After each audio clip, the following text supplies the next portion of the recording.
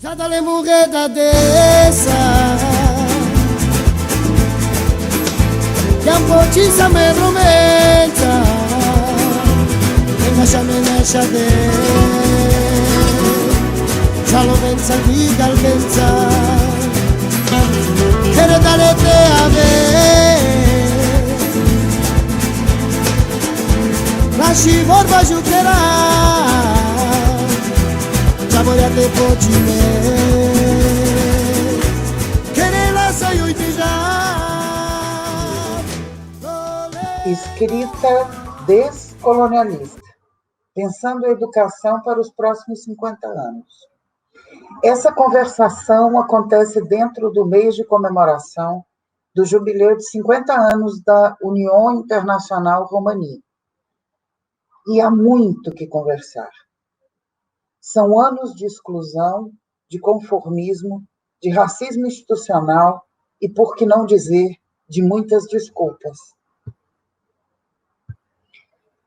A ótica da miséria, da pobreza e da exclusão não podem ser o único caminho de abordagem onde o outro se firma acima de um pequeno exemplo da etnia e o transforma em realidade absoluta. As variáveis são imensas e os danos, imaginem. Isso, de fato, preocupa e muito. Um país com histórico de nação colonizada como o Brasil ainda não retrata a realidade da sua gente, pelo olhar dessa gente. São notas desobedientes? É uma escrita, uma educação vulgar? A educação como prática da liberdade, como prática de entendimento político, escrevem sobre mim, sobre nós ou comigo? Aculturamento ou inserção? Educação ou cabresto? Educação como um direito libertador, urgente e crítico. É possível dentro da academia? Como desconstruir a escrita do outro, assim chamado ciganólogo, e dar voz a Romá? Se a lendária desculpa da cultura é ágrafa, continuo na desculpa ou avanço na escrita? Partindo do entendimento e do lugar de fala dos colonizados, como avançar em meio a tanto estereótipo e a tanta subalternidade? Eu sou Elisa Costa, presidente da Associação Internacional Maile Saracali, e tenho a honra de chamar todos vocês para discutir escrita descolonialista, pensando a educação para os próximos 50 anos. E para fazer isso, nós temos hoje duas convidadas, duas educadoras, e é assim que eu pretendo apresentá-las. Ambas são apaixonadas pela educação popular, por Paulo Freire e pela resistência contra o aculturamento social, político e educacional. Ambas são apaixonadas pela educação popular e sabem do que estão falando. Não é só uma paixão simples. Elas conhecem o assunto. Educação popular, pedagogia feminista, educação popular feminista, pedagogia humanista são áreas com as quais essas duas mulheres dançam, educam e caminham. Elizabeth Martinho é formada pela Sociedade Unificada Augusto Mota e na Universidade Cândido Mendes, no Rio de Janeiro. É pedagoga, é professora, alfabetizadora, especialista em altas habilidades e superdotação. É ativista romani pelos direitos humanos, é uma feminista romani pelo direito das mulheres de etnia romani, é integrante da MSK Brasil, no Rio de Janeiro, e consultora da MSK Brasil para as questões da educação. É educadora social e artesã. Eliane Godinho é pedagoga, mestre em educação e discente do programa de doutoramento em estudos feministas no Centro de Estudos Sociais da Universidade de Coimbra. É ativista feminista, é integrante da rede 8 de março do Núcleo de Coimbra. Estudos feministas e de gênero. Atualmente, ela se dedica com exclusividade ao seu projeto de investigação e integra o grupo de pesquisa em filosofia, educação e práticas sociais. A linha de pesquisa Diálogos com Paulo Freire e o grupo de pesquisa Educação, Gênero e Trabalho Artesanal da PUC do Rio Grande do Sul. Na linha de pesquisa Estudos Feministas e de Gênero. Essas duas mulheres vão começar hoje a discutir conosco e a tentar desconstruir uma série de indagações. Então, eu convido Elizabeth Martim para começar a sua fala sobre esse tema.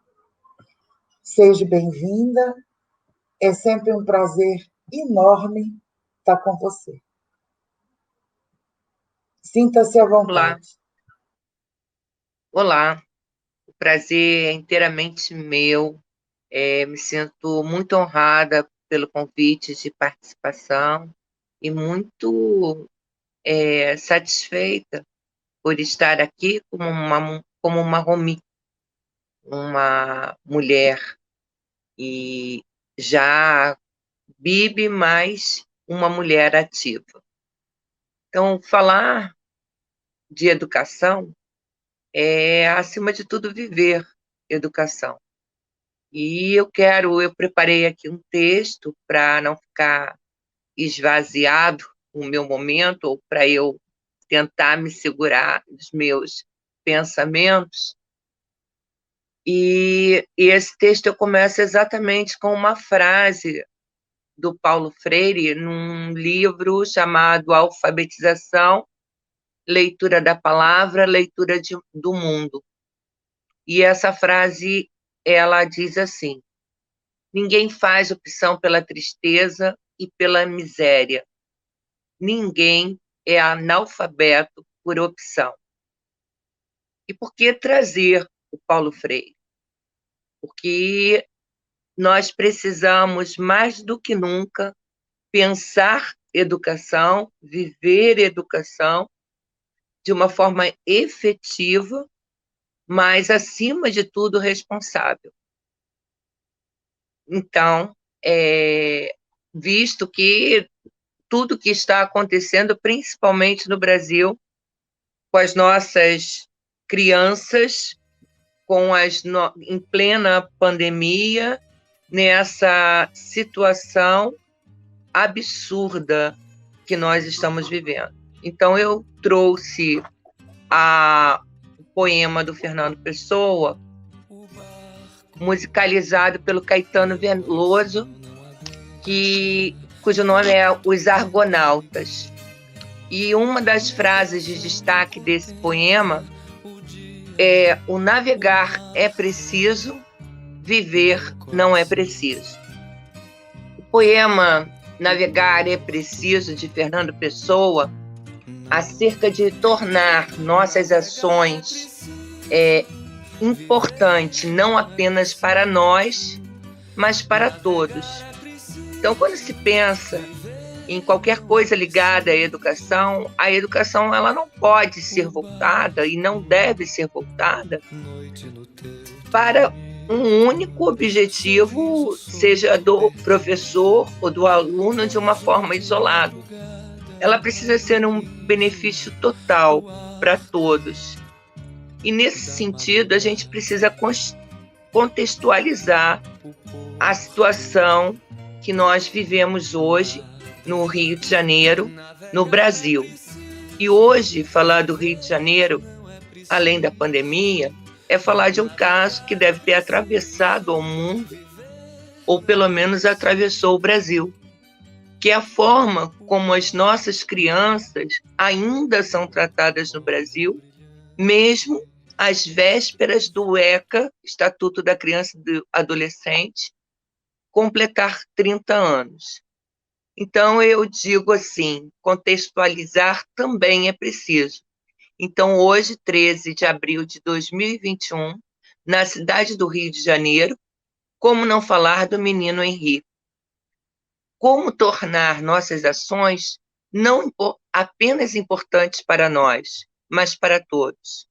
Um assassinato previsto, programado, autorizado por todos os envolvidos, todos, cada um dos quais poderia ter impedido o desfecho fatal e cruel ao menino de 4 anos, que, apesar de chorar, vomitar, mancar, reclamar, não foi ouvido por ninguém, nem pela escola maravilhosa e caríssima que preferiu ouvir a sua mensalidade, nem pela psicóloga que preferiu ouvir seus honorários, nem pela babá que preferiu ouvir o seu salário, nem pela mãe que preferiu ouvir da vida melhor, nem pela avó que preferiu ouvir não se intrometa, não atrapalhe, nem pelo pai que se omitiu. Foi abandono de capaz, foi omissão de socorro, crime chancelado por todos os envolvidos. Por quê? Porque todos pensaram no que era importante para si mesmo. Ninguém pensou no que era importante para o outro. Neste caso, o outro, um menino de 4 anos, branco, de classe média alta, covardemente torturado, executado por um homem branco, médico, vereador eleito na democracia da cidade maravilhosa do Rio de Janeiro. No infeliz exemplo do caso do menino Henrique, somamos as Isabeles Nardones, aos Miguels, aos João Pedros, as Éricas, as Vanessas, os 3 meninos de Belford Roxo, etc., etc. Todos assassinados, desaparecidas, omitidas crianças, como também de tantas outras crianças assassinadas diariamente pela fome, pela violência doméstica também, pela falta de atendimento da saúde, da educação, da sociedade brasileira, em imensa maioria. Porque poucos enxergam que navegar é preciso, viver não é preciso. Nossas ações não podem ser importantes apenas para nós mesmos, mas precisam ser importantes para todos. E ainda contextualizando, estamos em plena pandemia do Covid, um micro-organismo que traduz, em essência, sobre o cuidado que não devemos ter apenas conosco, mas o cuidado que precisamos ter com todos, absolutamente todos. Vivemos um Covid que nos diz: cuidar do outro é uma questão de sobrevivência. No entanto, o macro-organismo, o governo federal do país, instrui a população para um comportamento de negacionismo em relação ao vírus e de total desinformação sobre a situação pandêmica em que vivemos. Estamos às vésperas de uma declaração de calamidade pública. Contextualizando ainda, vivemos um caos, uma guerra entre a política e a ciência, onde são polarizadas questões absurdamente desumanas. Dito isso, voltamos ao Paulo Freire, porque é uma questão filosófica, é uma questão de lógica. E qual é a lógica que nos norteia? Qual é a meritocracia que acolhe os mais de 350 mil vítimas do Covid. Precisamos ainda falar em dominantes e dominados. Precisamos falar de uma educação para a autonomia, de uma educação como prática da liberdade, de ecopedagogia. Precisamos refletir, pensar, questionar, analisar, sintetizar, criar e recriar, dialogar com os diversos e diferentes conhecimentos, ler o mundo além do próprio umbigo. Falar de uma escrita descolonizadora é, sobretudo, pelo menos respeitar outros saberes, outras lógicas de pensar e reagir. Na verdade, contextualizar a educação.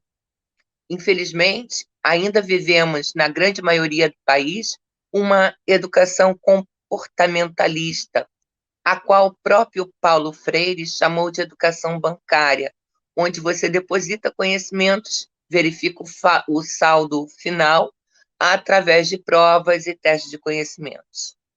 No contraposto, o interacionismo trazido por Vygotsky, através das imensas possibilidades de potenciais inerentes ao ser humano, das capacidades de adaptações, das funções mentais superiores preservadas ou não, que ainda demonstram possibilidade de um outro caminhar, mas com uma importantíssima e super válida observação do como. Como fazer? A grande diferença está nas inferências que são realizadas ao longo do processo de aprendizagem e não no final do processo. Desta forma, não pode ser uma educação igual para todos. Não estamos, porque todos nós estamos em processos diferentes, mesmo com características muito diferentes, somos cada um uma identidade, somos únicos. Da mesma forma, do dialogismo de Bakhtin. Dialogismo é o princípio unificador da obra de Bakhtin.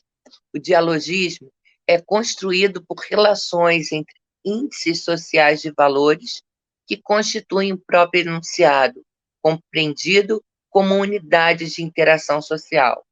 O sujeito social, ao se deparar com outros enunciados, interagem com os discursos num ato responsivo, concordando ou discordando, complementando e se construindo na interação. Portanto, a língua tem a propriedade de ser dialógica e os enunciados são proferidos por vozes, pois os discursos de alguém se encontra com o discurso de outrem, participando assim de uma interação viva, mesmo que num monólogo. Há um dialogismo, pois nesse ato aparentemente individual, há vozes que dialogam. Portanto, o dialogismo não se restringe ao diálogo face a face, mas a todo enunciado no processo de comunicação manifestado em diferentes dimensões. Assim, constituímos e somos constituídos sujeitos o tempo todo, enquanto houver vida. Há tantos que merecem ser estudados, há tanto para estudar, há tanto a contribuir. Acreditamos que a palavra não seja igualdade, mas sim equidade. Da mesma forma que já não pensamos em integração, mas em inclusão.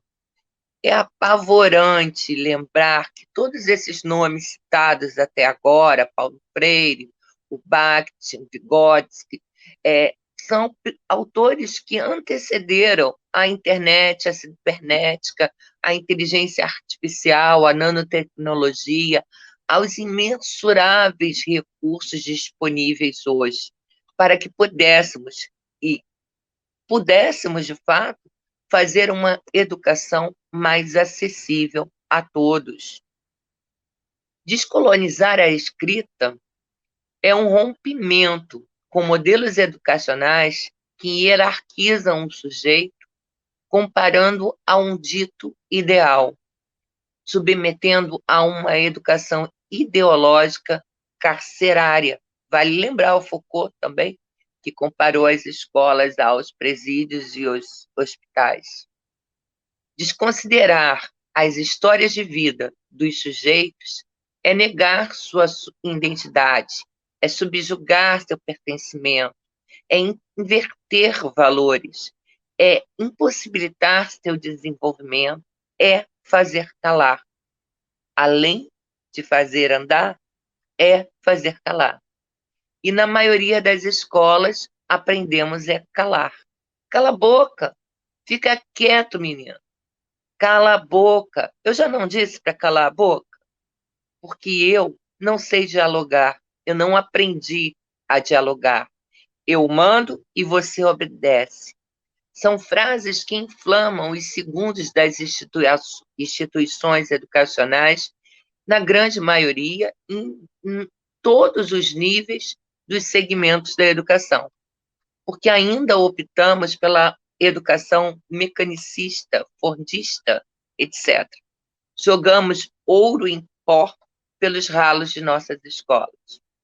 Lembrando aqui, e vamos citar aqui, não poderíamos deixar de fazer, o próprio Marx, em seu clássico exemplo ilustrativo, na sua obra, onde ele compara a atividade de abelhas ao construir uma colmeia com o trabalho de um mestre de obras ao construir uma casa.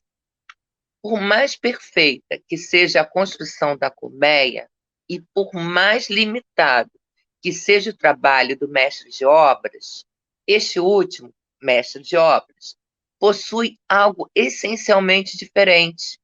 Ele imaginava o que ia fazer, o que ia realizar, criando com uma finalidade, um momento ideal, o qual almeja alcançar seu trabalho.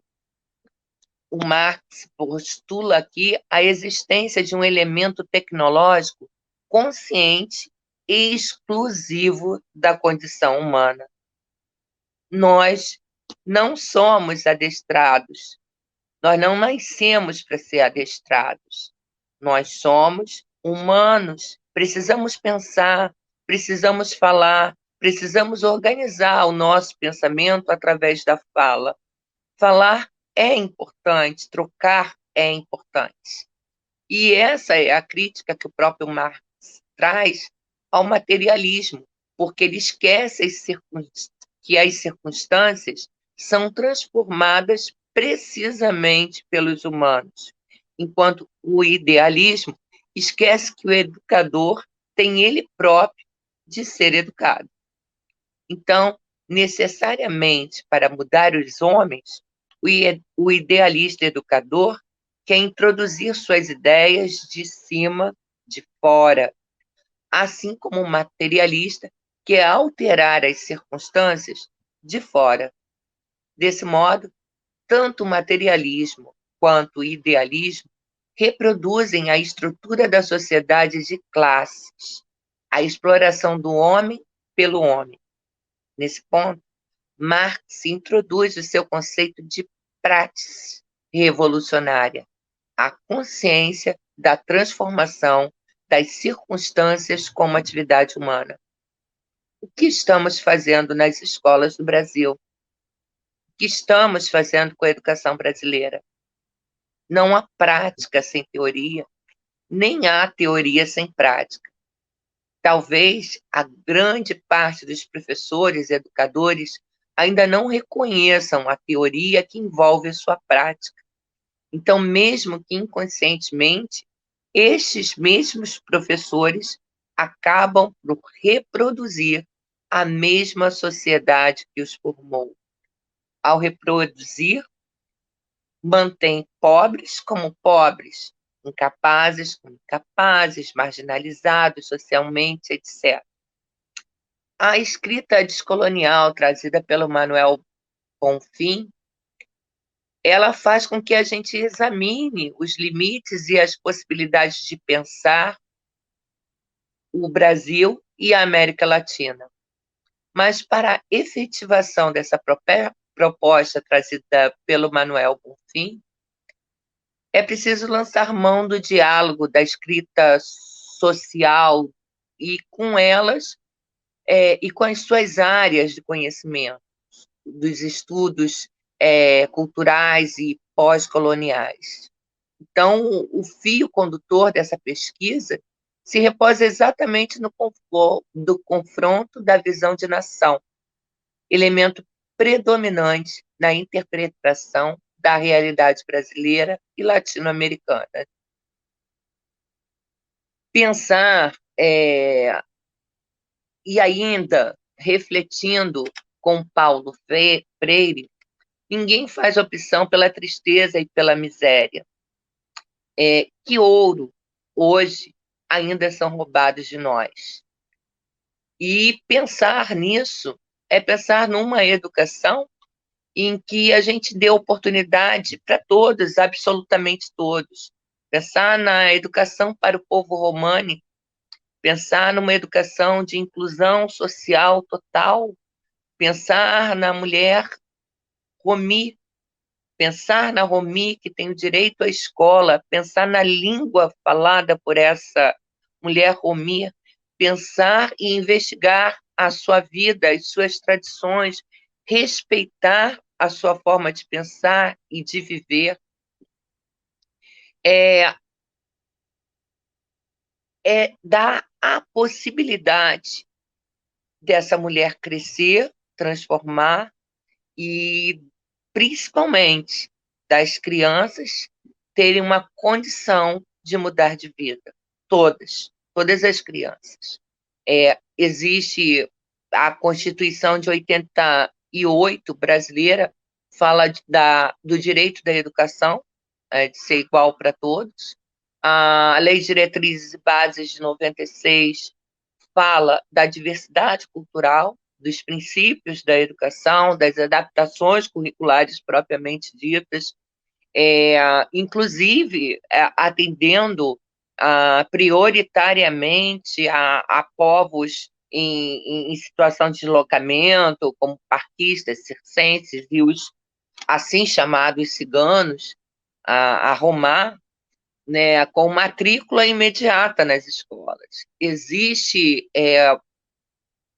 toda uma legislação muito específica de proteção e de acolhimento a nossas crianças, crianças da Romar e crianças que também não são da Romar, crianças com deficiência, crianças em situação de rua, crianças com doenças graves, internadas em hospitais. A grande questão não é a legislação, a grande questão é a lógica que permeia a sociedade, que permite a violação de direitos dessas crianças. É a lógica que vivemos hoje, a necropolítica que vivemos hoje neste país, que escolhe a forma de calar todas as nossas crianças. E os nossos jovens, os nossos adolescentes, os nossos pesquisadores, os nossos estudiosos, aquele que ousa falar contra esse movimento absurdamente desumano que nós estamos vivendo. Então, iniciar a minha fala com o caso do Henri, do menino assassinado no Rio de Janeiro, é lembrar que nossas crianças são assassinadas todos os dias, a todos os momentos, que os crimes cometidos contra as mulheres no Brasil são imensos e a Romar não está fora disso. O tipo de violência cometida com as mulheres, principalmente o fato de não permitir que as mulheres estudem, que a partir dos 14 anos, 13, 14 anos, essas mulheres não estudam mais, isso é pavoroso, é desumano, é violação de direitos. O casamento precoce é violação de direitos. Então, nós não podemos ficar caladas e não podemos consentir e admitir que as nossas gerações futuras herdem da gente esse descompromisso com a educação. Pensar em educação daqui a 50 anos, o Paulo Freire já falava da ecopedagogia, isso em 90, em 91, a gente fica pensando na questão da sustentabilidade. Como é que estaremos daqui a 50 anos? Né? O que teremos daqui a 50 anos? Essa proposta de descolonização da escrita é, antes de mais nada, dar voz ao outro, ouvir o outro, saber do outro, interferir e inferir no processo, não no resultado final. A gente não pode esperar que o aluno se dê mal ou demonstre que ele não aprendeu para ir fazer uma recuperação. Não há recuperação. A recuperação ela é paralela. A avaliação ela é contínua e continuada. É ali que o professor coloca o dedo na massa. É ali que o mestre de obras faz a casa. Eu sou professora, sou Romi, alfabetizadora, e preciso dizer que entre saber ler e escrever e não saber ler e escrever, existe uma cidade, existe um país, existe um mundo inteiro, existe um planeta que separa as duas realidades e outras muitas realidades. Eu agradeço a participação. Então, pensar uma educação decolonial romani para os próximos 50 anos é desafiador e é urgente e necessário, né? Isso implica, sobretudo, em problematizar e construir novas reflexões a partir de ações conjuntas que questionem a imposição colonial do conhecimento, né? E, sobretudo, a subordinação das instituições de ensino e o desenvolvimento de pesquisas e projetos para atender a dinâmica de mercado e os interesses neoliberais, né?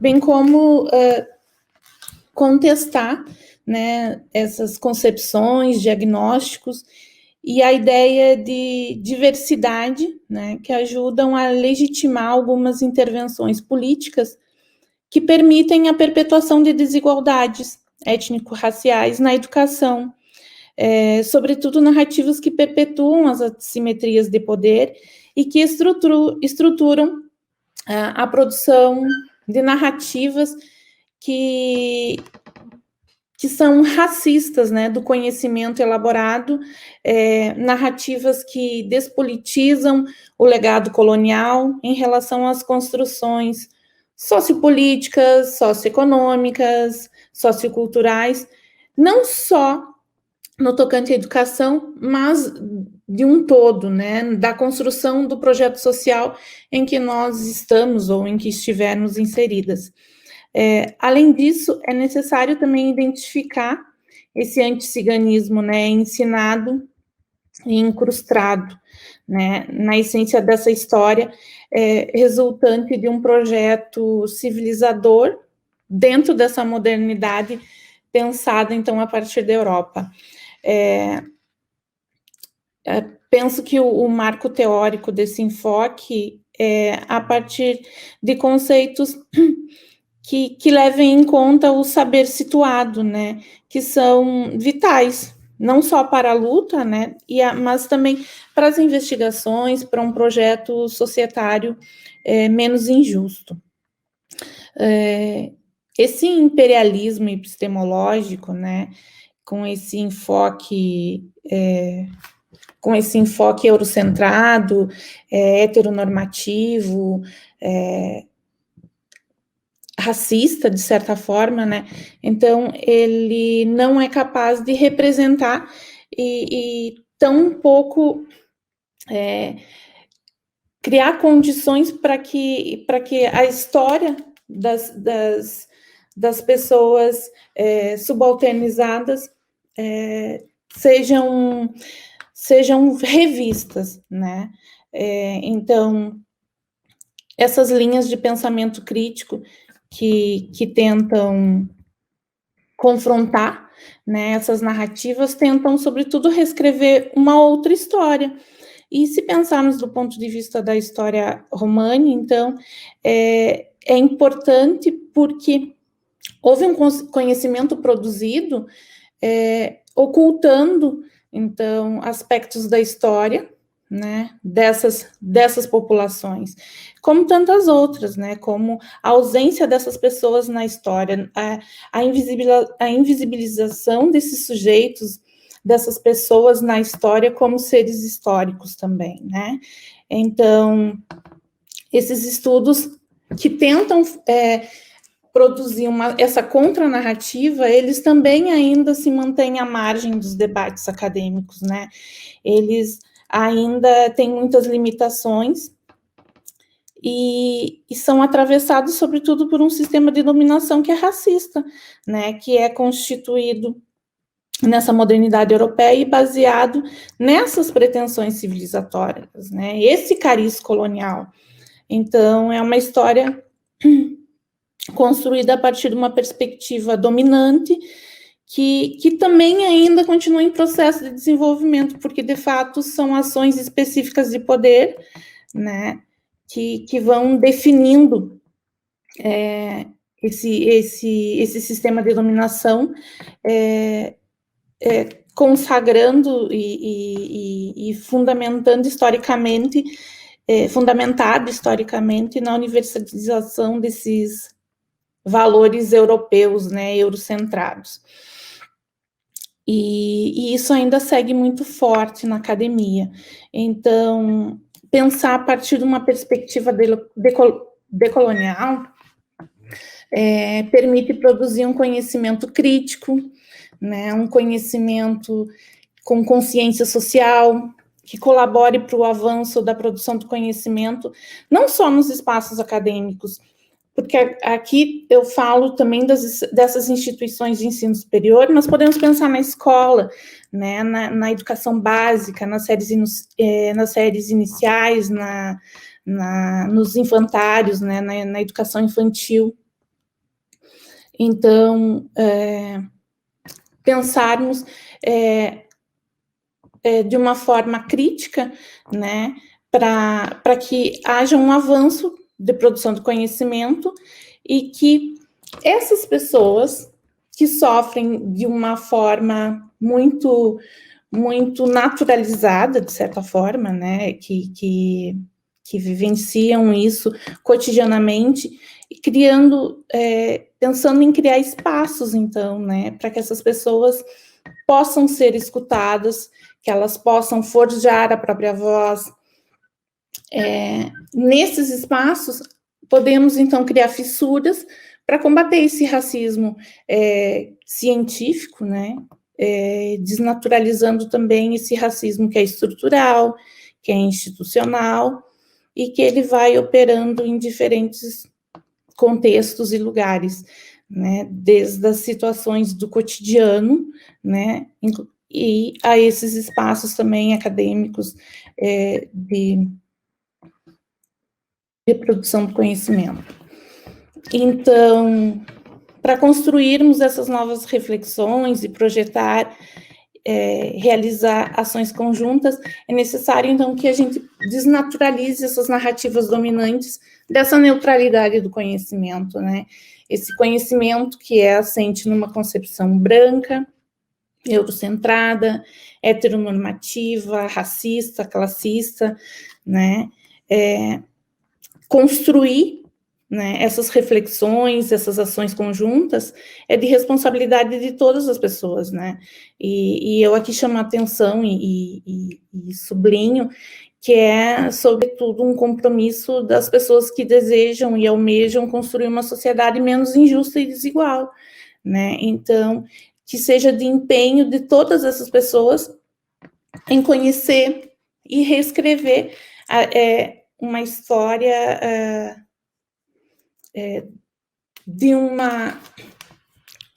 reescrever essa história de uma forma que possamos também alcançar uma reparação histórica, né, das pessoas oprimidas.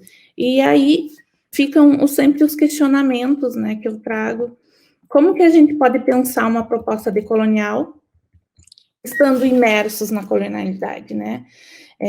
Como descolonizar essa leitura e escrita de mundo em que vivemos, garantindo a pluralidade das narrativas, né? Narrativas aqui como uma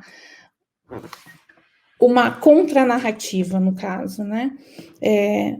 Para além de uma reparação histórica, porque enquanto nos assumimos enquanto educadoras e educadores comprometidos com esse projeto de transformação social, como que nós criamos pontes? Como que podemos ser pontes, né, nos lugares onde estamos? Como podemos ser vetores, né? É uma responsabilidade de todas as pessoas que enxergam essas injustiças sociais e que desejam trabalhar conjuntamente, colaborativamente, né? Porque pensar uma outra sociedade implica em comprometimento. E esse comprometimento não é um comprometimento só de quem trabalha com a educação, é um comprometimento também de todos os órgãos, de todo esse sistema que deve, né, que tem como obrigação ser um sistema para todos e que seja um sistema justo para todas as pessoas, né?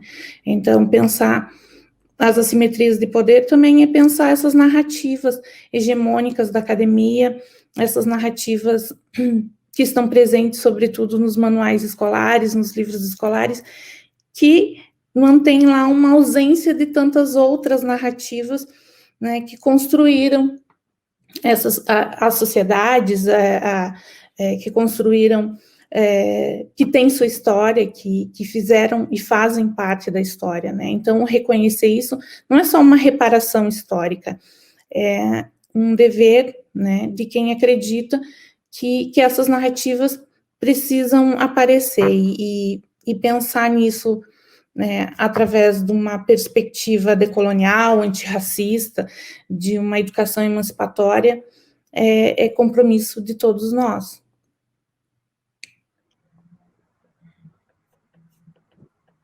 Bom, eu quero também aproveitar aqui esse momento, trazer para a conversa uma pessoa que a gente gosta muito, que é inspiradora para todas nós, que é Verusca Vasconcelos, psicóloga, Romi, está hoje na Espanha e está conosco aqui para essa discussão. Esse olhar dessas mulheres é fantástico. E com isso, eu tenho duas perguntas para vocês, e duas perguntas que eu gostaria muito que Verusca, no alto e no auge da sua juventude, porque às vezes vai dando esse cansaço na gente, né? Essa coisa de brigar com uma estrutura tão presente, ao mesmo tempo tão invisível. Mas a primeira pergunta e eu quero que as três respondam: como essas pessoas e suas escritas realistas, né, podem avançar no meio dessa sociedade dominante que amplia o estereótipo? Então, estamos aí com foco no anticiganismo, né? O quanto esse anticiganismo que produz esse estereótipo tão longe da realidade que conhecemos, como? E como começar esses próximos 50 anos? Começar hoje. Se eu tivesse que perguntar para vocês assim, uma coisa para começar hoje, o que seria o imediato? O que seria o agora para romper isso? Começo com você, Verusca. Começando pela menor. Não, de maneira alguma. A primeira coisa que me vem na cabeça, e foi sem preparo nenhum, então é bom que vai ser intuitivo, é justamente a academia. Eu sei que eu critico, que eu não gosto, mas acho que a educação garantir o lugar na academia para as pessoas Romani, no mundo inteiro, porque isso dá chaves de poder para a gente poder abrir certas portas e mudar certos discursos. É como se a gente tivesse um cartaz, uma espécie de validade e a capacidade de ir adquirindo coisas para refletir a nossa própria realidade. Eu acho que isso faz toda a diferença com relação à aquisição de direitos, à participação política, ter também essa atmosfera universitária. A gente estava conversando aqui no off da questão da diferença entre o que é academia na Europa, o que é academia no Brasil, tudo é academia, né? Mas hoje, olhando para trás, eu vejo o quanto foi enriquecedor o diálogo que eu pude ter na universidade com os projetos, com as ideias, com os discursos novos, coisas que pareciam que ali não serviam, que não iam validar a minha realidade nunca, mas que depois que eu saí, foram servindo, foram se tornando ferramentas no meu dia a dia, no meu diálogo com o mundo, na minha capacidade de ação política. Então, eu vejo muito por aí. Chica. Eu sou a única brasileira, né, numa plataforma feminista aqui em Coimbra. A que eu participo sou a única. Mas aqui Coimbra tem uma particularidade, sabe? Os movimentos, os coletivos, não vou dizer nem os movimentos, né? Pensando os coletivos dentro de um movimento maior, né? Eles nascem e morrem muito rápido. Eles quase que são pontuais para um ato, uma atividade, porque eu acho que isso é uma questão, é o que eu penso, né? É justamente por Coimbra ser um lugar de passagem, né? As pessoas nem todas estão comprometidas com a vida e a dinâmica das pessoas fora da universidade. Pertencimento, né? A questão do pertencimento. E como essas pessoas não se enxergam, é a minha leitura, né? Não se enxergam, elas vão fazendo atividades muito Perfeito. pontuais. Então, é uma ação aqui, um ato aqui, mas não aquela coisa de ir para o bairro, de sentar no bairro, de sentar lá e conversar. O que a gente pode. Porque eu também acho, e isso agora que é o que eu ia responder, eu já vou falando que eu vou. A academia está nesse lugar também da extensão, sabe? Porque ficam só pensando nas pesquisas, e essa pesquisa está a serviço do neoliberalismo, né? Está atendendo a interesses econômicos, sem dúvida. E a desvalorização da extensão, né? Isso é uma coisa que eu percebi no Brasil, a desvalorização da extensão. Nossa, parece. A minha leitura é que a veia pulsante do saber é a comunidade, é com as pessoas, é para elas que a gente estuda e trabalha, né? Para essas pessoas da vida real, vamos dizer assim. E aí, quando você chega na Europa, não existe extensão. Muito triste. Esse foi meu maior choque de chegar aqui. Não existe. A universidade não tem nenhuma essa responsabilidade social no Ela território. não tem a responsabilidade social é produzir o conhecimento sistematizado o mais difícil possível, ou neutro na leitura deles, né? Esse conhecimento, mas super colonial, né? E tão longe da realidade das pessoas, né? É muito difícil se pensar nesse lugar, né? Então, quando fiquei pensando nisso da Beth dizer que a minha cara transparece muito isso. É essa frustração, sabe, Beth? Que eu sempre trabalhei com pesquisa e extensão junto. E aí você chega aqui, não existe grupo de estudo para você participar. Não existe. Eu ia propor isso. Que nós organizássemos um GT, um grupo de estudos, um grupo de trabalho, para pensar em educação, e eu acho que era justamente, não é a minha resposta, mas era uma proposta que eu ia fazer. Eu acho que é muito rico. O italiano tem uma expressão chamada madrelíngua, né? A língua mãe. Então, a língua, ela é fundamental, e é por isso que eu gosto tanto do Bakhtin, porque ela é fundamental para esclarecer, sabe? Para dizer aquilo que parece que já está dito, mas que não está. Então, você pega, por exemplo, a palavra manga, e aí eu trouxe até depois também uma música do Gonzaguinha, que é Pequena Memória de um Tempo Sem Memória. É uma música do Gonzaguinha linda, linda, e que fala dessas pessoas que lutam pelo direito do outro sem nunca terem sido reconhecidas nessa luta.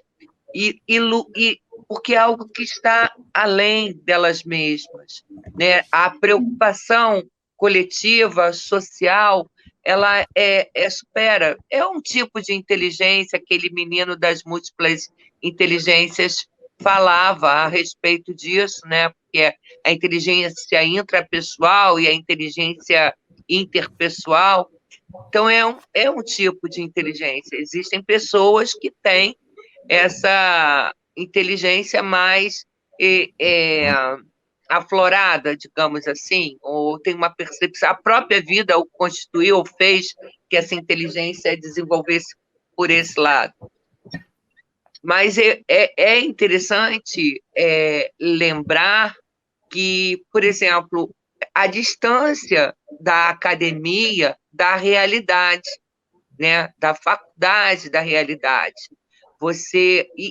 E aqui no Brasil é previsto em lei, há um compromisso das universidades, das faculdades, elas precisam devolver de alguma forma isso à comunidade onde elas estão inseridas, e elas não devolvem. Algumas os fazem, isso é uma crítica que eu fiz, inclusive uma das professoras com que eu conversei da UF ficou muito chateada quando eu comentei isso, porque quando eu disse assim, o que é a faculdade, porque eu perguntei a ela estuda sobre ciganos, vou falar ciganos porque foi o termo que ela usou, ela estuda as nossas dificuldades, os nossos impedimentos, e ela fez questão de frisar que ela estuda isso há mais de 20 anos. E eu perguntei a ela o que ela devolveu para a sociedade, o que ela devolveu para a Romar. Ela disse, eu não posso devolver nada, eu fiz publicações, os livros, é a única coisa que eu posso doar. E eu fiquei indignada, porque numa época em que você fala de ciências, de lógicas, de tudo, a ciência social ela é fundamental. A gente não está precisando só da lógica matemática, só da lógica científica. A gente está precisando de uma lógica humana diferenciada. Então, para ganhar espaço, para que as pessoas sejam diferentes e possam fazer uma educação diferente, uma escola diferente, elas precisam ser ouvidas lá na base. Elas precisam levar alguma coisa delas e banhar com algumas, serem banhadas com as águas da academia também. Mas a academia, essa fonte acadêmica, ela só é alimentada pela realidade social. Se ela não for alimentada pela realidade social, ela é esvaziada. Eu acho que para mim foi tão marcante a academia, porque eu quase só fiz extensão.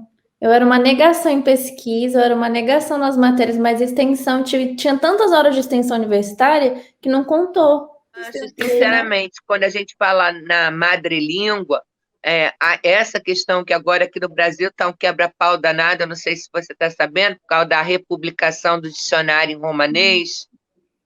Não, né? eu vi coisa na internet, mas não...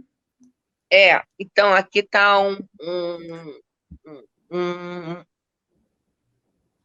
um complicador, mais um. Sim.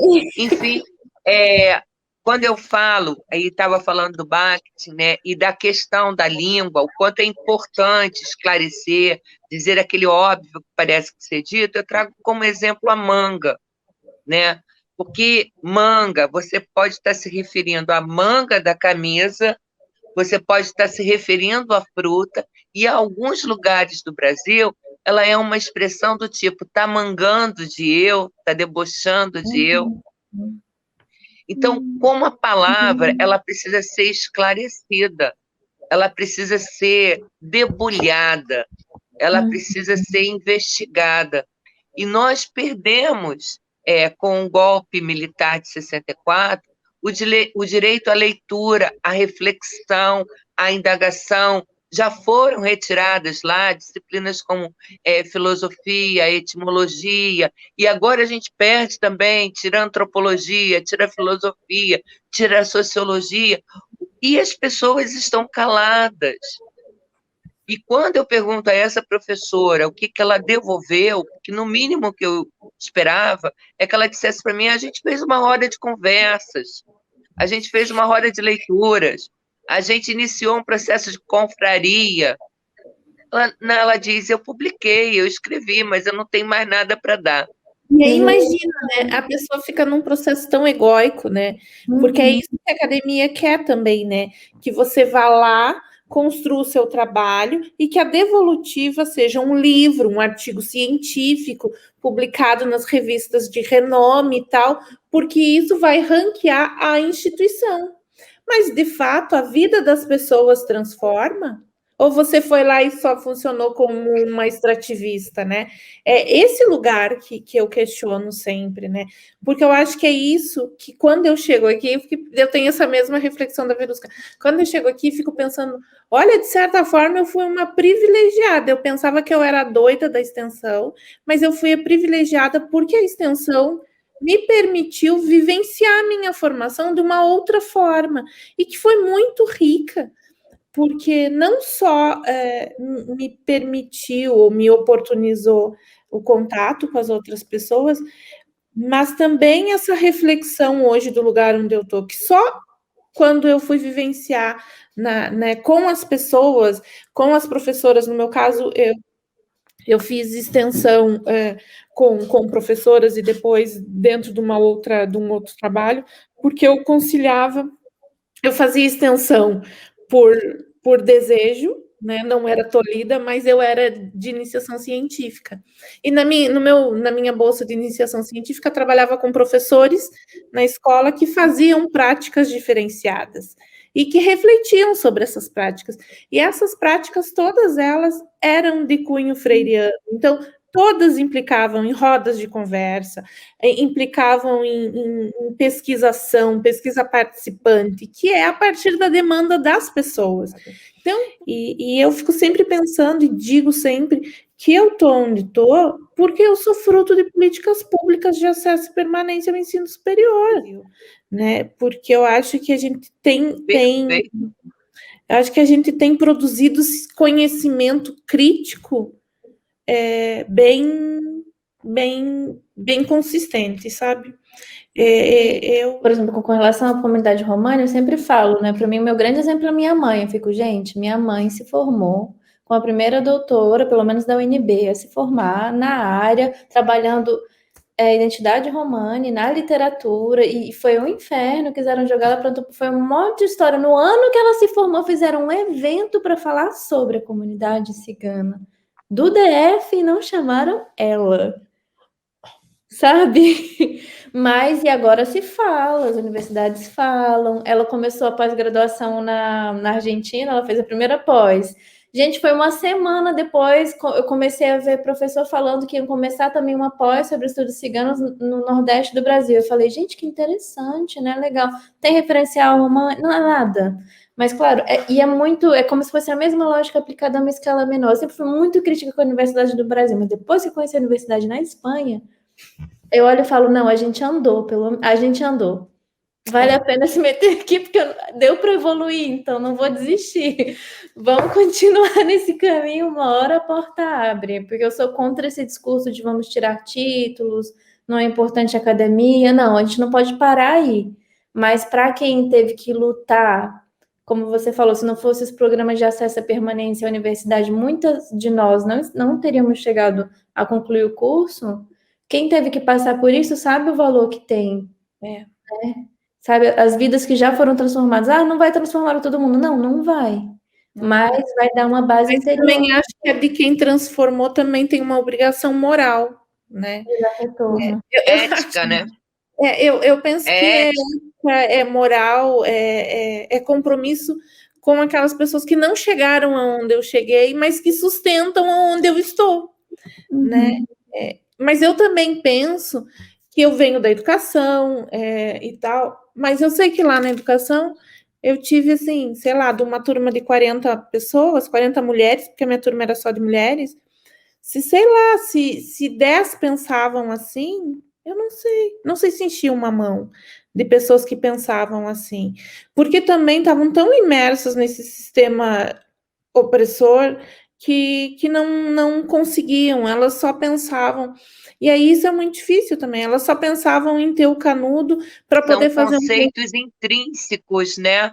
As pessoas não conseguem desconstruir alguns princípios nos quais elas foram criadas de soberania, de poder, de privilégio, não abrem mão disso e lutam para a permanência disso. Pensando na resposta, né? Como essas pessoas escritas realistas podem avançar? Eu acredito muito na educação popular, né? Porque a educação popular é a educação com as pessoas, né? E respeita esse conhecimento, esse saber das pessoas, né? Então, eu acredito que todas essas ferramentas que a educação popular nos permite, sobretudo os círculos de cultura, né, sistematização, né, das experiências das pessoas, é um bom caminho, né, porque pressupõe um espaço de fala, de escuta, de construção coletiva e colaborativa, porque eu acredito nesse conhecimento, né? Esse conhecimento construído colaborativamente com as pessoas, para as pessoas, né? Então, e sim, garantindo a voz de todas, garantindo a pluralidade das vozes, garantindo que todas as pessoas têm o direito de dizer a sua palavra, né? Levando em consideração, claro, uma perspectiva talvez mais freiriana de educação, né? Mais libertadora, emancipatória. Então, eu acredito que a educação popular seja uma das ferramentas, né, viáveis para pensar essa transformação.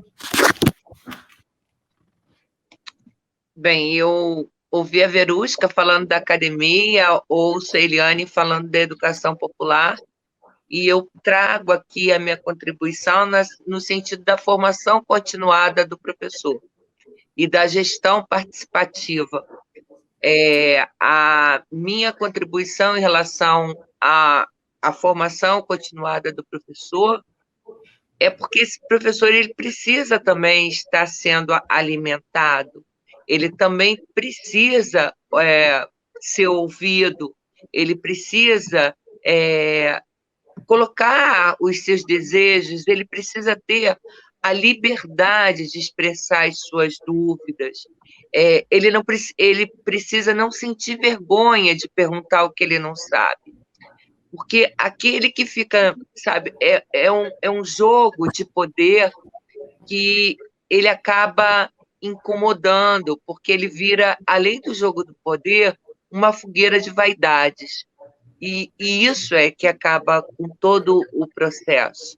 É você querer ser melhor, é você querer ser mais importante, é você querer ter um status acima.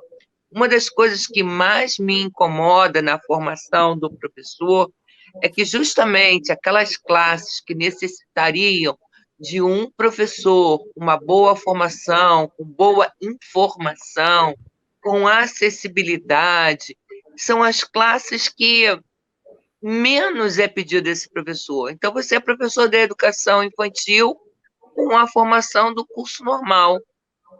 Como você é professor de uma criança que é uma criança de 2, 3, 4 anos, 5, 6 anos, tendo apenas o curso normal, que é o que equivale ao ensino, à educação básica, é o que vale o segundo segmento da educação básica, o ensino médio.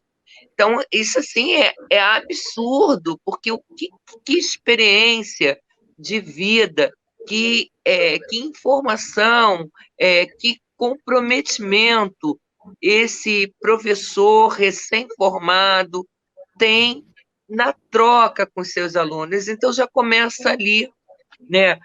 A falta de argumentação com os pais, quando você pensa em constituir conceitos, porque os conceitos são formados ali, na educação básica, na educação fundamental.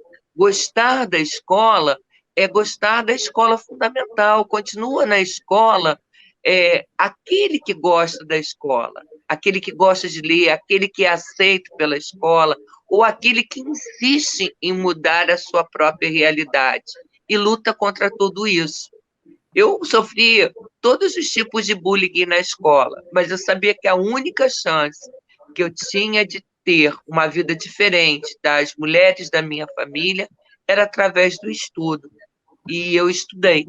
Eu passei por qualquer sacrifício para estudar e como continuo fazendo qualquer sacrifício e lutando para que todas as meninas e mulheres tenham direito à educação, tenham direito à escola. Então, eu vejo que uma das possíveis mudanças ela é feita na educação fundamental, com uma gestão participativa, através da formação continuada desses professores, com projetos políticos pedagógicos que, de fato, aconteçam, que sejam acompanhados, porque a gente não tem acompanhamento do que acontece. A gente não tem números que identifiquem o que acontece. A gente não tem, a gente tem, como você bem frisou, dando um exemplo aí, coisas que são eventuais. A escola está quase como uma fase cumpridora de tarefas. Ela vai recortar bichinho para o dia dos índios. Ela é tarefeira, ela não é reflexiva, ela não é para fazer pensar, ela não é para se reconhecer, para descobrir identidades diferentes. Quando você fala num projeto político-pedagógico, previsto, inclusive, pela própria Lei de Diretrizes e Bases aqui no Brasil, você fala da responsabilidade de identificar cada um daqueles que estão ali, desde os pequenininhos e muito pequenininhos. Você tem eixos de trabalho, você tem os eixos de transversalidade horizontal e vertical, você tem os pontos de interseção desses saberes, e é a partir daí que você vai quebrando com os preconceitos desde muito pequenininho. Porque se a escola for apenas a escola tarefeira, apenas a escola baseada num desenvolvimento humano que já está lá atrás, porque quando eu vejo a minha neta usar o celular, a forma como ela procura no YouTube, eu digo, meu Deus, quem falou de desenvolvimento humano não sabia nada, porque ela é imersa, as crianças de hoje estão imersas. Então, eu lembro ainda, que eu já estou aposentada há mais de 10 anos, mas eu lembro ainda que quando a gente falava em educação, a gente dizia assim, a gente aqui no Brasil faz educação para 10 anos atrás, quando se falava apenas, inclusive, nos planos decenais de educação. E eu vejo que hoje a gente faz educação para séculos atrás, porque continua a mesma coisa, as pessoas reclamam da mesma coisa, as pessoas apontam o dedo para outras pessoas, não conseguem apontar, avaliar, se autoavaliar de fato, porque elas precisam preservar o nome da escola, o nome da CRE, o nome do político que indicou, o nome de todo mundo, mas não param para ouvir o outro, a necessidade real do outro. Então, a Verusca traz como resposta a questão acadêmica, a Eliane a educação popular, e eu acrescento as maravilhosas respostas à questão da formação continuada, da gestão participativa, da efetivação do projeto político-pedagógico, E porque se hoje se o projeto político pedagógico, há de se observar isso, qualquer verba que você receba, tanto municipal ou federal, ela está atrelada ao seu projeto político pedagógico. E se ele fosse executado de fato, você sabia quantos ciganos nós temos na escola, quantos dos nós estamos na escola, por quanto tempo permanecemos na escola, por que entramos na escola e por que saímos da escola. Mas o fato é que o projeto político-pedagógico ele é construído por uma única mão, quando, na verdade, ele deveria ser construído por toda a comunidade escolar, né? Por todos, pelos alunos, professores, serviços de apoio, orientadores, supervisores, o que tivesse, a própria comunidade escolar onde ela está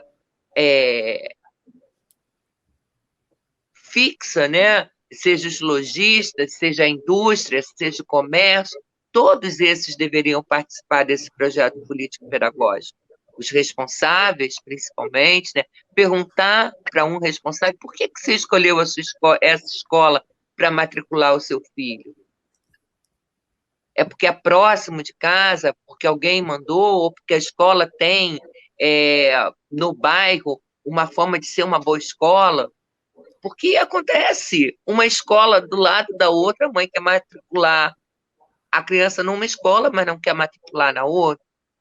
Então, existe toda uma questão que ela seria respondida por uma única palavra que me lembra muito a Romar, porque eu sempre, quando falo de acompanhamento, eu lembro de acampamento. E eu lembro de muitas pessoas trabalhando juntas em prol de todas, daquele acampamento. Eu acho que é uma resposta. Bom, mulheres, então, vamos à nossa segunda pergunta.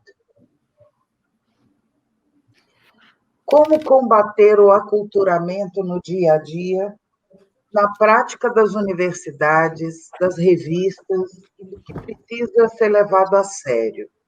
Como se produz conhecimento sem a vida das pessoas?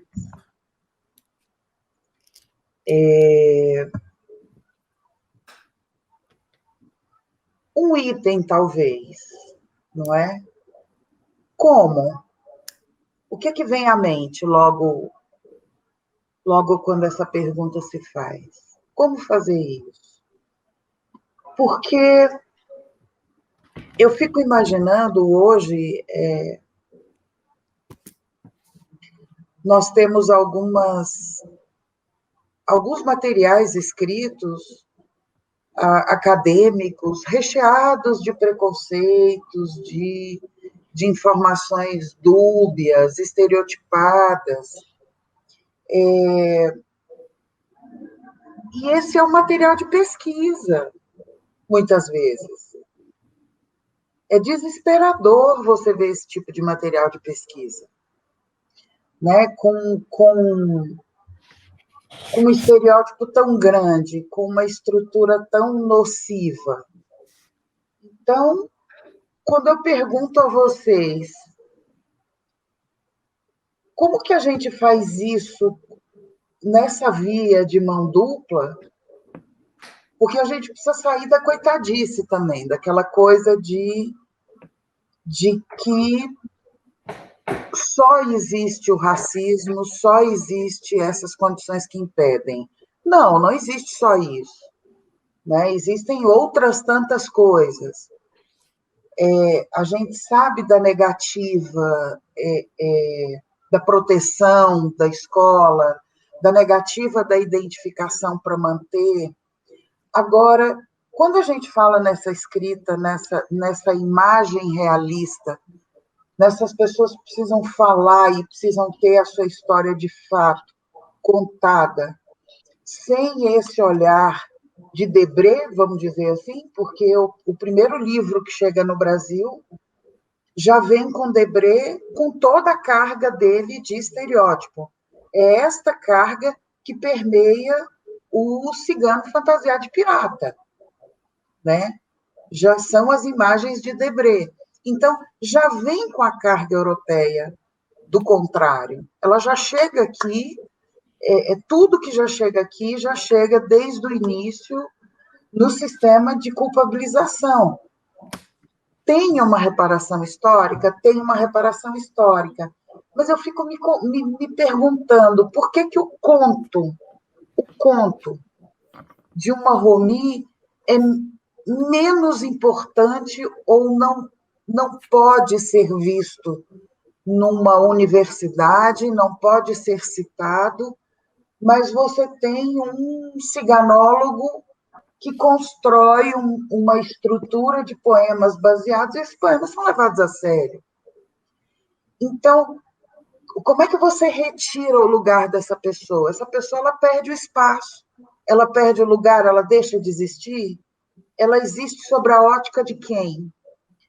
Então, quando você começa a falar na escrita descolonialista, por que eu não vou ter a vida da dona Saveta, por exemplo, dita, replicada e falada, como ela disse uma vez, muito bem dito em Aparecida de Goiânia, o meu país é a minha língua. Né? Nela ela se identifica e eles estão ali nos iguais. Aí você passa para essa informação. Você tem a escola que tem por obrigação, na educação do Estado, garantir que esta criança tenha escola. Mas como é que a gente garante o respeito a essa criança na escola?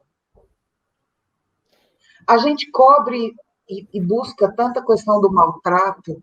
A Beth, hoje, Eliane, começou contando a história dos maus tratos de um menino, né, do Henry, morto, e da não escuta da fala dele. É tudo não escuta. Não se escuta, se grita e não se escuta. Junta-se a mesma estrutura. O que eu fico imaginando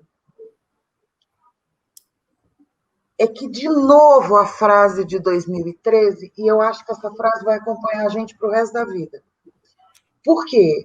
Porque a gente precisa fazer isso, a gente precisa, nesse caminho tão longo, que mal começou, e já precisa ser desconstruído, porque tem um caminho paralelo que tem que ser desconstruído. Né? A gente hoje já começa a discutir por que grupo. Grupo não remete a bando? Então, como é que você vai identificar assim se você não identifica famílias? Por que o Brasil identifica... No Brasil existem 3 grandes grupos. Baseado como é que não vamos... Entendeu? Como é que não vamos começar a desfazer isso? A colocar que são braços familiares. É essa narrativa hegemônica, essa narrativa que constrói narrativas a partir do seu lugar e não desse outro lugar que pensa-se sobre si, né? Que se pensa... As caixinhas, as eternas caixinhas. E para que tudo fosse ouvido, a gente precisava colocar as caixinhas. Porque quando você chega e diz assim, o que tem escrito? Aonde eu tenho produção científica para colocar isso? E a gente diz, onde é que vocês têm dados? E ninguém tem dado. E de trás dos dados, a gente tem as pessoas. E se a gente não consegue encaixar as duas coisas? Quando o Voria Stefanovski bate o pé e diz o seguinte, a literatura romani, ela tem que ser escrita, para eu considerar a literatura romani, escrita por Romani. É fato. É fato. Agora, quando nós vamos pesquisar, estas mulheres e homens de etnia romani estão sempre postos do lado para outras literaturas. Então, pegando a frase de 2013 e trazendo para esses contextos e colocando, se o caminho é longo, não se deve andar sozinho, eu até arrisco a dizer a vocês que é começar a construir estruturas paritárias, começar a publicar em conjunto, começar a forçar publicações conjuntas, porque se você não tem uma narrativa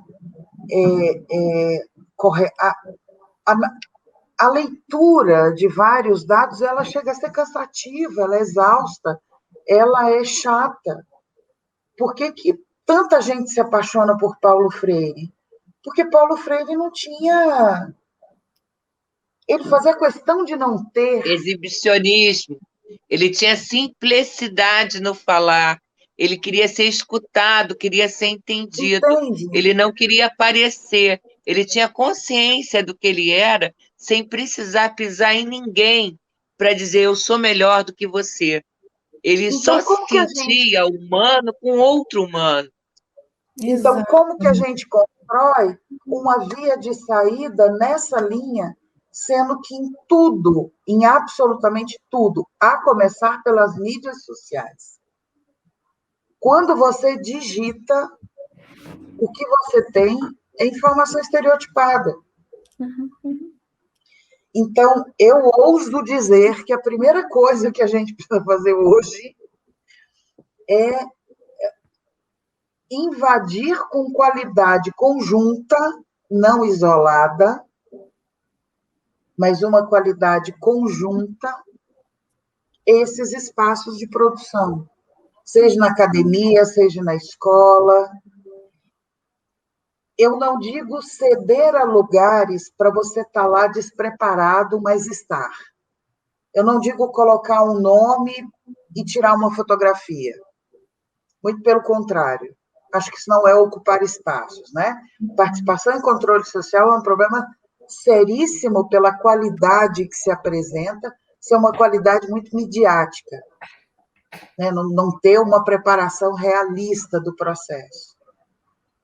Mas, na minha concepção, fica isso, fica essa necessidade, a necessidade de trabalhar, por exemplo, a preocupação e a angústia da Eliane num trabalho pontual que agregue, de fato, as pessoas e que o trabalho dela seja um veículo que conduza a uma estrutura, eu acho que é extremamente compartilhado com angústias da Verusca, por exemplo, como que a gente define uma estrutura, mas a gente não pode falar dessa estrutura. Entende? É um pouco isso. O que vocês pensam? Como que isso funciona? Eu o tempo todo estava pensando assim, escutando, na verdade, afirmação positiva, né? Autoestima, de você ver essas informações paritárias, essas vozes, esses rostos, mesmo isso daqui é muito fortalecedor. Eu acho que a primeira coisa que eu penso, eu não lembro exatamente qual que era a pergunta, mas a questão do aculturamento é chocante, porque quanto mais formação estereotipada, menos cultura romani, né? E aí, então, você tem que lidar com o estereótipo que eles acham que é um elogio e com todas as outras questões envolvidas. E, para mim, a afirmação positiva em todas as vias. Pela autoestima estética, de pertencimento, de você tem valor, você fala coisas importantes, o que nós estamos construindo é importante, o nosso movimento é importante, nós estamos juntos, nós temos pessoas com a gente, para ser capaz de dar as mãos também nos lugares certos e ocupar posições de poder, porque uma coisa que eu vejo muito aqui, e isso é extremo estereótipo, né? Mas eu vejo que pela construção das pessoas na Europa se sentirem importantes, e sentirem que existe um valor e que é o primeiro mundo, isso nas crianças, eu noto uma autoestima que eu olho e falo, gente, quantas vezes eu vi crianças no Brasil fazerem 17 castelos e dizerem, eu fiz um negocinho aqui, sabe? E não sei se eu tô conseguindo explicar, mas eu levo isso muito para essa imagem, para esse espelho, e já levando para o nível pessoal, eu falo, eu vou cada vez aprendendo a ver um espelho mais positivo. e para poder dar um espelho mais positivo também. É óbvio que tem dificuldades e tem todo o processo, mas essa informação positiva e em união, que eu acho que é o grande desafio no momento agora das nascentes vozes do ativismo e feminismo, Romani, a nossa capacidade de união no meio dessa guerra, porque é uma guerra que tentam excluir nossa voz de qualquer jeito, mas a gente não pode comprar a briga, né? É bem complicado. Então, levar para mim, suas palavras resumiram tudo, esse meu sentimento de que é por aí. Eu vou no elo da Verusca e fico aqui pensando em duas coisas. E também vou citar a Elisa, porque imagina como é a situação da mulher romã, né? Como uma romia se sente ao tentar estudar, ao tentar conhecer um mundo diferente daquele mundo que é apresentado para ela, como mulher cuidadora de filhos, parideira, uma mulher que vai cuidar do marido, do sogro, da sogra, que vai trabalhar de manhã à tarde, não tem sonhos, não tem voz, ela é tutelada pelo marido, e causa todo esse processo de Mas é um mundo adoecimento. seguro, né? É um mundo seguro, é vendido como um mundo seguro. Esse é o processo. Pois é. E pensando nesse ouvir, que, na verdade, a gente deixa de ouvir, porque em algum momento, pelo menos agora, na nossa história de educação, elas estão indo para a escola. Por isso que eu falei da educação fundamental, atualmente. Até por conta do Bolsa Família. Não estou dizendo que é por outra coisa, não, mas é até para ganhar o Bolsa Família, o auxílio merenda. Infelizmente, né? E pensando que nesse algum momento que essa menina passe pela escola, ela não é identificada, ao contrário, ela é ridicularizada, ela sofre todo o processo de preconceito, de racismo, como se fosse uma coisa normal. Bom, eu pensando aqui, levo sempre a minha reflexão a partir do meu lugar, né? Desse meu lugar de fala, desse meu lugar de pertencimento também, né? Olhando para a minha trajetória escolar, acadêmica, em que não tive nenhuma colega, né, Romi, não tive nenhum colega, não tive nas séries iniciais, ensino fundamental, médio, não tive, né, então só os vi enquanto espectadora transitando por algum espaço, né, e quando chego aqui em Portugal, e vejo esse anticiganismo gritante pelas ruas, né, tão exposto nos sapos de cerâmicas, nas vitrines, na invisibilização dessas pessoas, no estereótipo, no estigma, nas feiras, nos ditados populares, né? Quando me dou conta dessa realidade, me questionei o meu lugar, né? De como que eu cheguei até esse momento que eu vivo hoje, sem nunca ter tido um colega, uma colega, né? Essas pessoas existem, e se não estão comigo, por que não estão comigo, né? Se eu sou fruto, se estou onde estou por conta de políticas de acesso e permanência, né, no ensino superior, por exemplo, como que essas pessoas não tiveram esse acesso? Se elas não tiveram acesso, essa narrativa de justiça social, ela é fictícia. E se ela é fictícia, ela atende a um projeto político.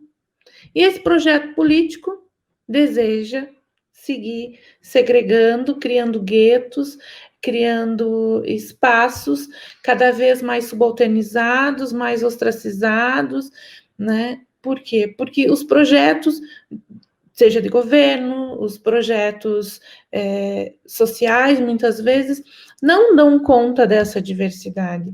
E pensar nesse lugar, nesse pilar, né, da educação, pensar na pluralidade das vozes. E aí, quando eu olho para o meu passado, que não encontro nenhum colega, nenhuma referência, nenhuma colega, nenhum colega, e aí chego nesse espaço acadêmico e me questiono desse lugar e vou fazer essas leituras, procurar encontrar essas respostas que começaram a me atravessar, aí olho e vou encontrar essas leituras, Elisa, esse material produzido cheio de estereótipo, paternalista muitas vezes, né, que continua patriarcal, que continua reproduzindo opressão, que continua reproduzindo estigmas. E aí, isso me choca. Por quê?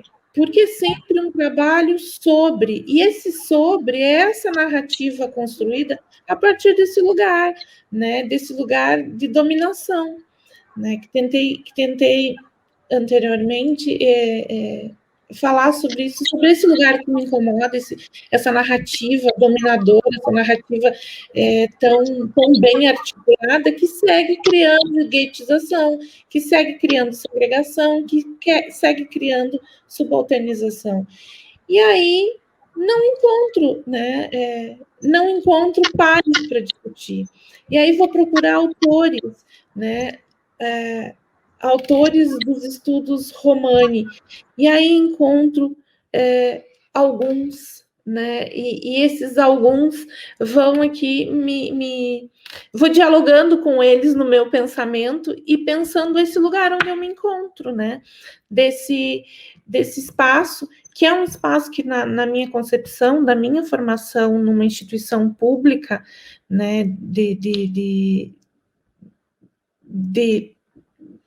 que sempre se importou, porque eu acho que é isso que é importante que a Beth falou antes, né?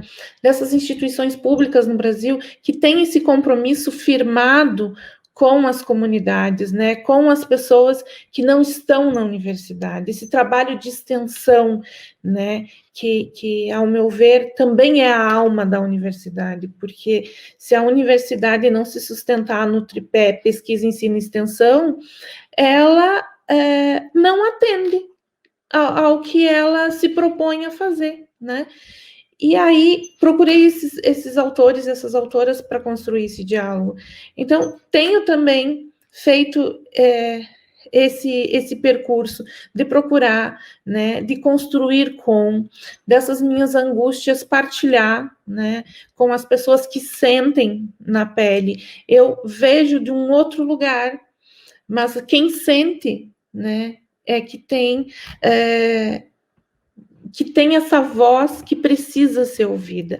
Então, enquanto alguém que está na academia, eu entendo que o meu compromisso é criar esses espaços, é me comprometer com uma escrita colaborativa, é colocar o meu processo de investigação, de trabalho, de pesquisa, também ao serviço dessas comunidades. E por que eu aposto numa concepção de educação popular, de pesquisação, pesquisa participante? Porque ela é construída com as pessoas e ela vai sendo construída e vai sendo devolvida e vai sendo pensada, sistematizada e tem essa possibilidade, né, essa flexibilidade de com as pessoas produzir. E eu acho que isso é importantíssimo, não só para essas pessoas, mas para a comunidade, para a comunidade científica, para a comunidade acadêmica, porque também é um espaço de resistência, é um espaço de forjar caminho, tentar criar fissuras, né?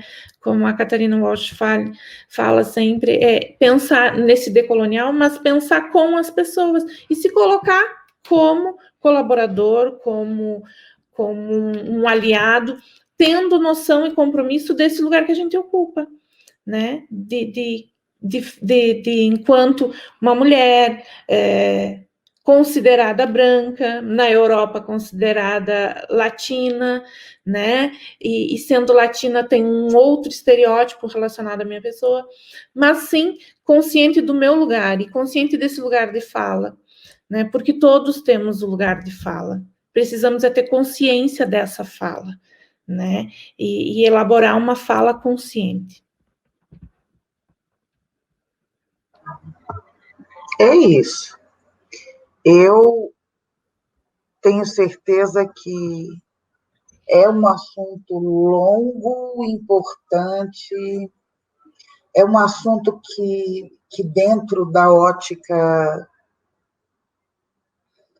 dos povos romani, nós precisamos fazer a discussão junto com a discussão da etnia, e é preciso desconstruir. Então, nós vamos ter aí que buscar essa e outras alternativas e ir seguindo adiante. Penso que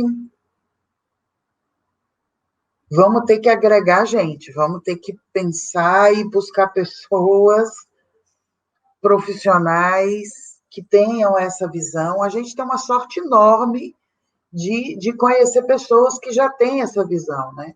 Quando você vê o trabalho da professora Jamile Cunha, quando você traz o trabalho da professora Patrícia Goldfarb, você já nota o respeito àquela identidade familiar, aquele braço, aquela construção, aquela estrutura, você já percebe que ela já tem esse respeito e que o trabalho e a construção é muito voltada para isso. O que você quer dizer? E a partir disso se monta o estudo. Então, já é uma divisão super importante, é dar voz. E fazer isso com um grau de realidade, com todos os erros que tiverem de vir juntos. Mas a gente precisa parar de... É imprescindível, a gente acredita nisso, que a gente precisa de parar de focar apenas na pobreza, na miséria. É um foco de lucro absurdo, a gente não sai dessa discussão, né? A gente precisa sair da discussão da escola, que diz que a minha filha não vai à escola porque ela é maltratada, não tem vaga, não... Tem que fazer chegar essa mudança, tem que dizer às outras crianças também, eu preciso saber onde é que essa história está, aonde ela pode ser colocada, em que padrão ela pode ser colocada. Né? E não só dizer, porque não tem nada sobre nós, aí nós vamos procurar onde é que tem coisas, aí você vai pegar a maioria das coisas estereotipadas. Então, para que tenha lá, a gente precisa produzir e já começar a usar a escrita descolonialista para produzir. Por que a escrita descolonialista não pode ser vista como um avanço científico? Como uma análise científica daquela questão? Comprobatória? Por que não? Quem conta essa história? Quem conta a história das guerras? Quem venceu? Né? Então, se a gente ocupar o local de que vencemos, sobrevivemos e rompemos, cadê essa escrita? Né? É importante a gente dizer que em 1971 eram 2 mulheres romani no Congresso. 2. 9 países, 28 pessoas, 26 homens e 2 mulheres. Né? No dia 8 de abril de 2021, são mais de 50 países e 50% de mulheres na IRO. Então, é preciso romper. De fato, é preciso romper e precisa levar essas coisas adiante com com essa autoestima que a Verusca comentou, com essa coisa de você precisa olhar e ter certeza de que aquilo ali é importante, de que aquilo ali pode ser dito. Eu penso que é uma forma de romper com essa estrutura hegemônica mesmo de conhecimento, de saber, e esse lugar é justamente pensando com as pessoas essas narrativas de insurgência, de resistência, né? Construir viabilizar a construção de uma narrativa, né, que mostre o outro lado, porque também essa narrativa sempre de opressão, de vulnerabilidade, é construída pela branquitude, né? E que isso lhe serve sempre, né? E a narrativa das pessoas que vivem isso é uma outra narrativa, é uma narrativa de pertencimento, de resistência, tem um saber por trás disso, né? E isso precisa ser valorizado, porque ele não só vai entrar nas questões de autoestima, né, de valorização da sua história, mas também o sentimento da pertença, né?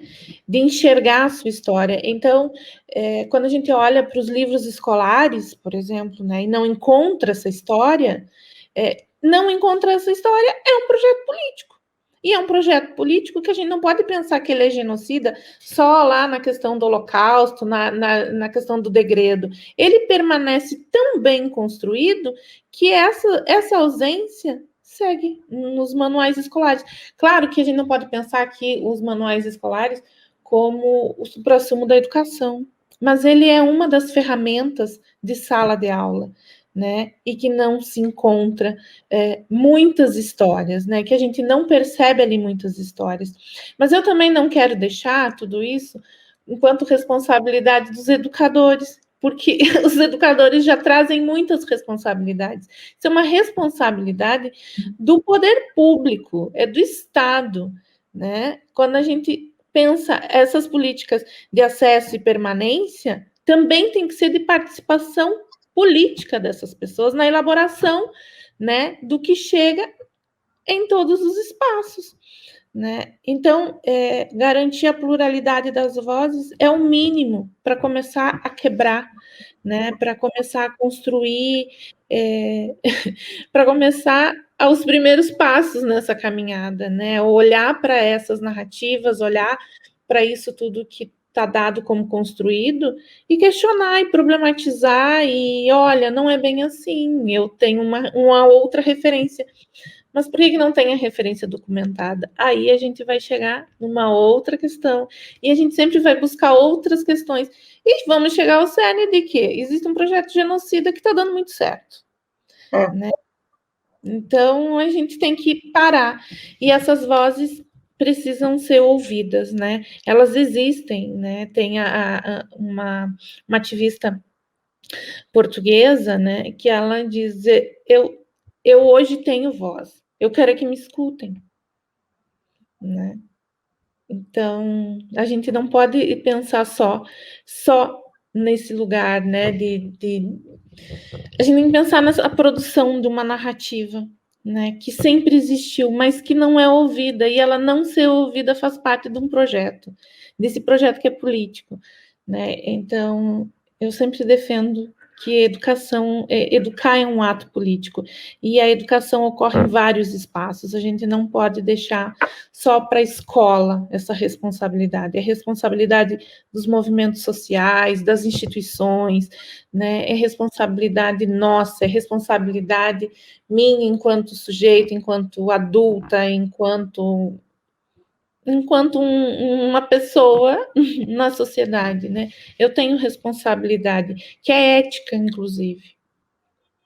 É a responsabilidade humanista, né?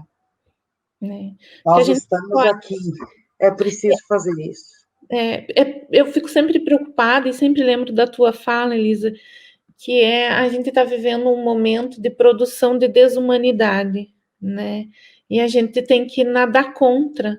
Eu não sei nadar, mas eu vou tentar, né? Trazendo aqui para o literal, eu não sei nadar, mas eu preciso aprender, né? Com quem sabe, para que eu não caia nesse discurso fatalista, nesse discurso vitimista, reproduzindo tudo isso. Não posso. Ou, né, esse meu silêncio também é conivente com a produção de desumanidade. E eu, né, enquanto feminista, enquanto educadora, enquanto uma educadora feminista, não posso ser conivente com isso. É um compromisso ético, é moral, e enquanto pessoa, né? Eu acredito que que é de responsabilidade de todos nós. É isso. E é muito bom dividir esse espaço e dividir esses pedaços de construção. Porque quando eu vejo a Verusca, por exemplo, me dá um alívio. E eu tenho visto muita gente falar isso. Diz que quando vê a Verusca, sente um... Ai, dá força. Quando a gente vê a Cris, menininha boa. Verdade. Quando você vê a Cris naquela luta, naquela discussão, naquela fala, quando você vê o fôlego da Beth para essa discussão e a caminhada e a resistência dela, sem abaixar a cabeça, para essas novas construções, para essa nova estrutura, é gratificante.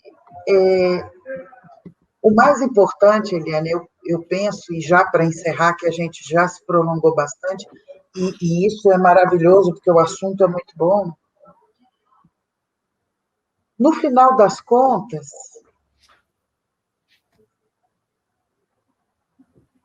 é fazer com que essa voz vire um coro. Não precisa ter uma voz principal, não. Não precisa ser um cantor isolado, uma cantora isolada. O que a gente precisa é que essa realidade seja respeitada na sua integralidade, e é o que mais me assusta. Porque eu não vejo um motivo de por que não escutar, ou de por que diminuir, ou de por que dizer que tal voz é menos importante que outra. Mas se essa é a realidade que está posta, e se o que nós queremos é utopia, ninguém nos disse que era impossível. Então, o impossível, ele só dura o tempo de ser realizado. Há anos atrás, esta reunião aqui era impossível. Hoje já não é mais. Hoje já se pode falar e já se pode lutar. E já se pode fazer isso com a certeza de que essas vozes não vão se calar, né? E que elas vão permanecer, sem que seja a voz da Elisa, a voz da Verusca, a voz da Eliane, a voz da Beth, a voz da Bíblia, para que seja a voz das mulheres, para que outras mulheres tenham condição de falar. Nós estamos vivendo num momento que talvez a Verusca venha a ver, por ser bem mais nova que todas nós, ela venha a colher os frutos dessa estrutura mais adiante. Nós já não vamos mais, eu, por exemplo, já não vou ver mais. Mas o que mais nos interessa é saber que essa voz já rompeu o que antes era impossível. E dizer a essas mulheres, não há nada impossível. O impossível só dura o tempo de ser realizado. Então, que a escrita decolonialista seja, de fato, uma realidade para contar a história e para que essa história seja ouvida por outras meninas e por outros meninos, para eles alcançarem novas estradas e novos caminhos e novos rumos e fazer parte desse mundo maravilhoso, porque o mundo é maravilhoso. Pena que as pessoas fazem questão absoluta de usar tanta coisa para estragar ele. Mas ele é muito bonito. E ele precisa dessa cor toda, dessa diversidade toda. Uma vez me perguntaram se eu sabia qual era a cor predileta de Deus. Eu fiquei olhando, não tenho a mínima ideia, não tenho essa intimidade toda. Alguém me disse assim, a cor predileta dele é verde. Eu disse, caramba, por quê? Olhe qualquer mata, você não consegue identificar a variedade de verde que há. Você não consegue quantificar. É imenso. E todos respiram, e todos têm a fotossíntese, e todos estão vivos, e todos produzem alguma coisa. Então, não há nada igual. Há o diferente. E se o diferente incomoda tanto, eu sinto muito, mas nós vamos continuar incomodando. Porque se o que a gente pensa é diferente, a gente vai botar esse pensamento no papel. A gente pode não ter história, mas nós temos memória. E essa memória precisa ocupar os livros de história e precisa ser respeitado nas academias, no chão da fábrica, num curso, aonde quer que ele venha a ser dado ou da maneira que ele venha a ser dado. Estas pessoas, homens e mulheres, precisam compreender que há um direito individual e coletivo. E esse direito individual e coletivo primário é o direito de ser respeitado por existir. Então, lutar pela escrita decolonialista, por essa educação que briga com essa estrutura colonizadora, é dizer assim, olha, já deu certo. Então, vamos embora, porque a gente precisa contar para o mundo que o céu é teto, não só de uma pessoa, mas de todos, e não faz diferenciação. A terra é pátria, não só de um, e não diferencia se há muros ou não. Quem os colocou foram os homens. E que a liberdade de crença, a liberdade de ser, a liberdade de estar, de fato deveria ser a principal religião das pessoas.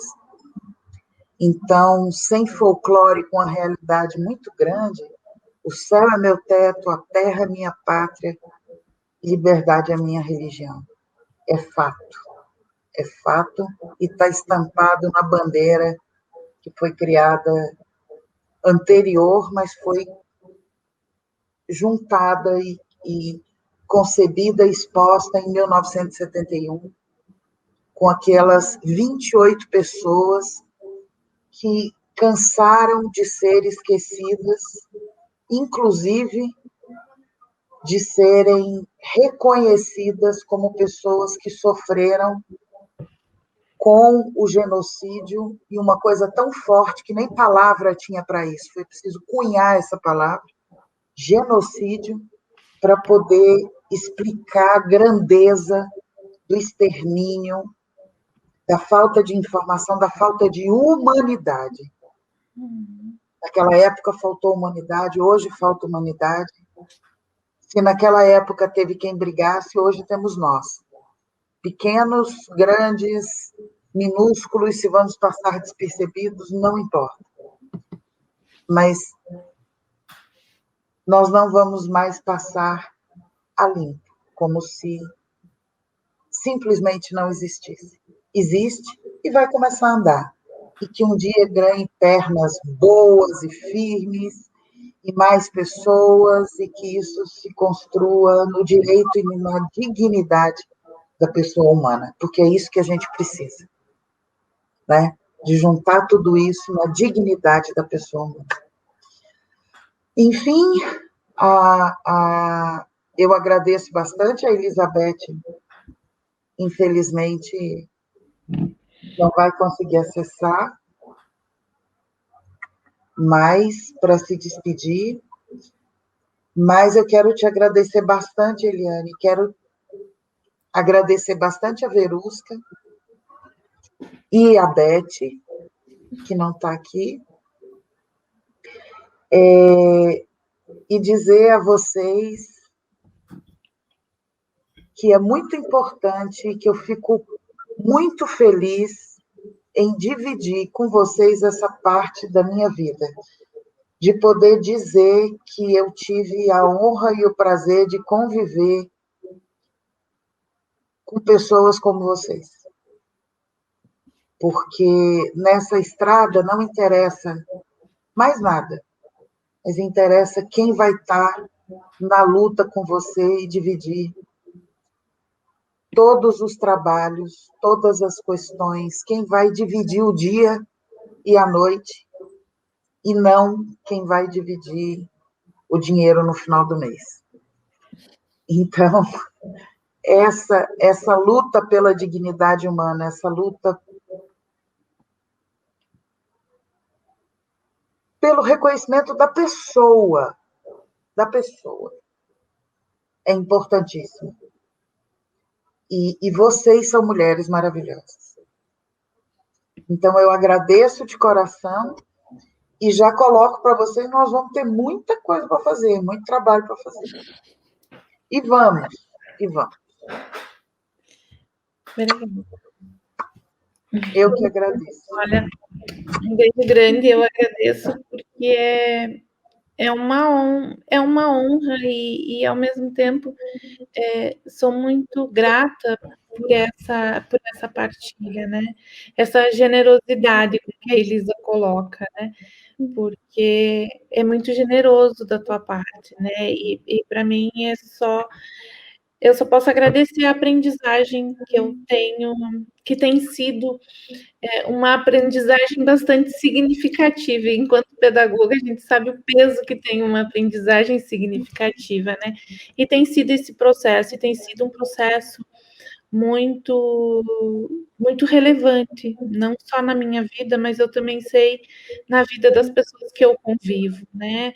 Porque a gente vai também despertando, desvelando algumas coisas, chamando atenção para outras, e isso é o mais importante. Eu acho que é isso que vai fomentando a necessidade e a viabilidade do coro, né, Elisa? Eu acho que é mesmo isso. Então, eu sou extremamente grata, né, à generosidade de vocês, primeiro pela acolhida, né, que eu me sinto extremamente acolhida e à vontade com vocês, o que não é muito comum. Então, eu me sinto muito acolhida e muito à vontade. E acho que isso dá o tom também do trabalho que a gente quer construir, né? Se sentir acolhida, se sentir à vontade, se sentir partilhando, colaborando, né? Essa construção coletiva é sem romantizar, né? Mas já dizendo, é um privilégio, né? É um privilégio poder trabalhar dessa forma, né? Construindo e partilhando dentro do que a gente consegue, aqui forjando um outro caminho, forjando uma outra história, né? Leve o tempo que levar, né? A gente sabe que é um trabalho para o futuro, né? Olhando para o passado, para projetar o futuro, né? E isso, ter pessoas como vocês ao lado, é o que dá gana, como dizem aqui, né? É o que dá gana. Cuida de los gitanos que caminan por el mundo buscando libertad.